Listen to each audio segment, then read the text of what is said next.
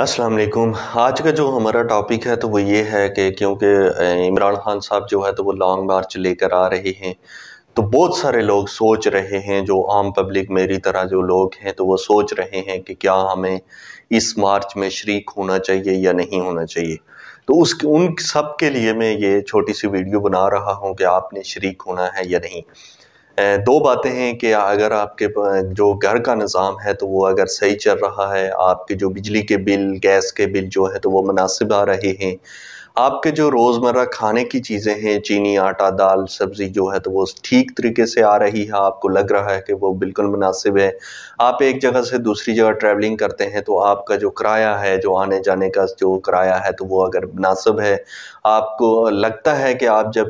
تھانہ اور کچہری میں جاتے ہیں تو آپ کو انصاف مل رہا ہے اور وہ آپ کے ساتھ عزت سے پیش آتے ہیں اور آپ کو کوآپریٹ کرتے ہیں، تو پھر آپ نے جو ہے تو وہ لانگ مارچ میں شریک نہیں ہونا، پھر یہ لانگ مارچ آپ کے لیے نہیں ہے۔ لیکن ان سب چیزوں کے اگینسٹ آپ کا ہو رہا ہے، آپ کا بجلی کا بل ظالمانہ آ رہا ہے، آپ کا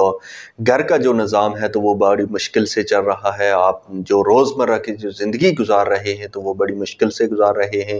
تو پھر آپ نے ضرور اس لانگ مارچ کے لیے نکلنا ہے گھر سے اور اس میں شریک ہونا ہے، چاہے آپ 1 منٹ کے لیے شریک ہوں، چاہے آپ 1 دن کے لیے شریک ہوں، یا چاہے آپ 1 گھنٹے کے لیے شریک ہوں، لیکن اس لانگ مارچ میں آپ نے ضرور شریک ہونا ہے۔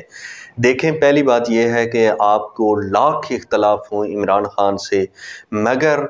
کسی بھی ملک میں جب انقلاب آتا ہے تو کوئی ایک پولیٹیکل لیڈر ہی انقلاب لے کر آتا ہے، ساری عوام نے اس کا ساتھ دینا ہوتا ہے اور پھر وہ انقلاب لے کر آتا ہے، چاہے آپ اس کو پسند کرتے ہیں یا نہیں پسند کرتے۔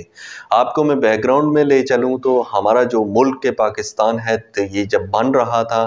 تو پاکستان بنانے والے جو قائد اعظم تھے تو انہوں نے جب پہلی دفعہ الیکشن لڑا تھا تو انہوں نے صرف 1 سیٹ جیتی تھی، جس کے بعد وہ کافی مایوس ہوئے تھے اور انہوں نے دوبارہ سے الیکشن لڑنے سے منع کر دیا تھا، مگر سب نے مل کر ان کو فورس کیا کہ آپ دوبارہ سے الیکشن لڑیں اور الیکشن میں حصہ لیں اور پاکستان ہم بنانا چاہتے ہیں اور ایک تحریک شروع کریں، جو ہندوستان میں ایک تحریک شروع ہوئی تھی کہ ہم الگ ملک بنائیں گے جس کا نام پاکستان ہوگا۔ تو اس میں اس ٹائم کے جو عالم لوگ تھے، مفتیان کرام تھے، تو انہوں نے جو مسلم لوگ تھے، کیونکہ ہندوستان تھا، زیادہ تر ہندو لوگ تھے اور مسلم بھی تھے، سب طبقے ایک ساتھ رہ رہے تھے، اور اس میں جو مسلمان لوگ تھے تو انہوں نے کہا تھا کہ یہ جو قائد اعظم ہے، جو قائد اعظم جو پاکستان بنانے کی طرف جا رہا ہے تو یہ کافر ہے، یہ مسلمان نہیں ہے، یہ پتہ نہیں یہودی ہے، عیسائی ہے، پتہ نہیں کون کا ایجنٹ ہے، تو یہ جو ہے تو وہ انتشار پھیلا رہا ہے۔ یہ کون لوگ کہہ رہے تھے؟ یہ مسلم لوگ کہہ رہے تھے۔ اگر آپ کو میری باتوں میں یقین نہیں تو ہسٹری نکال کے دیکھیں، یہ تاریخ کا حصہ ہیں کہ اس ٹائم کے جو مسلم لوگ تھے تو وہ قائد اعظم کو کافر کہہ رہے تھے۔ بہت سارا طبقہ جو ہے تو وہ قائد اعظم کی اس تحریک کے خلاف تھا کہ آپ جو یہ تحریک نکال رہے ہیں اور بندوق کو جو نکال رہے ہیں تو یہ انتشار کی طرف جا رہے ہیں، آپ غلط کر رہے ہیں، کوئی بھی ایسا ملک نہیں بن سکتا جس میں ایسا امن ہو، پاکستان ہو، مسلم کا الگ ملک کیوں ہو، یہ سب چیزیں قائد اعظم کو فیس کرنا پڑی، مگر انہوں نے کیونکہ ان کا ساتھ دے رہی تھی ایک لیڈ، تو انہوں نے کیا کیا کہ ایک تحریک کو بڑھاوا دیا، اور اس طرح کرتے کرتے ایک دن ایسا آیا کہ جیسے آج عمران خان کا وہ ٹائم آ گیا کہ وہ حقیقی آزادی کے لیے سب لوگوں کو دعوت دے رہا ہے کہ آپ نے باہر نکلنا ہے اور اپنی آزادی کی جنگ لڑنی ہے۔ تو اسی طرح سے ایک دن قائد اعظم پہ گزرا تھا کہ اس نے تحریک پاکستان کے لیے سب کو نکالا، عورتیں، بچے، بوڑھے، جوان، سب نکل کے آئے اور انہوں نے کہا کہ ہم اپنا ملک الگ بنائیں گے جس میں ہمارا راج ہوگا، ہم فیصلے کریں گے کہ ہمارے ملک میں کیا ہونا چاہیے اور کیا نہیں ہونا چاہیے۔ اور یہ بھی آپ کو بتاتا چلوں کہ یہ باجے بنا کے ملک آزاد نہیں ہوا تھا جس طرح سے آج لوگ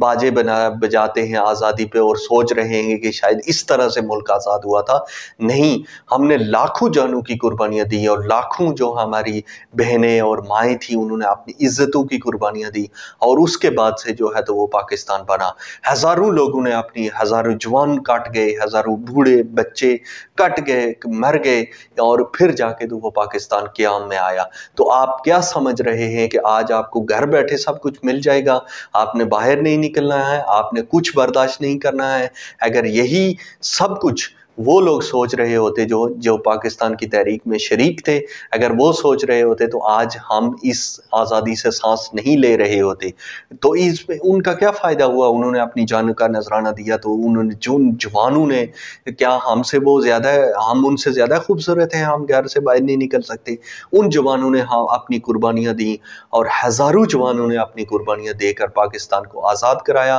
किस लिए आज़ाद कराया? कि आने वाली जो हमारी नस्लें होंगी तो वो इसमें आज़ादी से सांस ले सकेंगी, इसलिए आज़ाद कराया था। तो आज वही मौका है और वही मकाम है और वही स्टेज है जिस पर हम खड़े हैं, और हमने अब फैसला करना है कि क्या हमने इसी तरह से घर बैठे रहना है और हमने खुद भी तबाह होना है और अपनी नस्लों को भी तबाह करना है, या फिर हमने निकलना है और इस आज़ादी की जो हकीकी आज़ादी की जो जंग जो है तो वो खान साहब लड़ रहे हैं कि उनका साथ देना है या नहीं देना। आपसे आपके हज़ारों इख्तलाफ होंगे,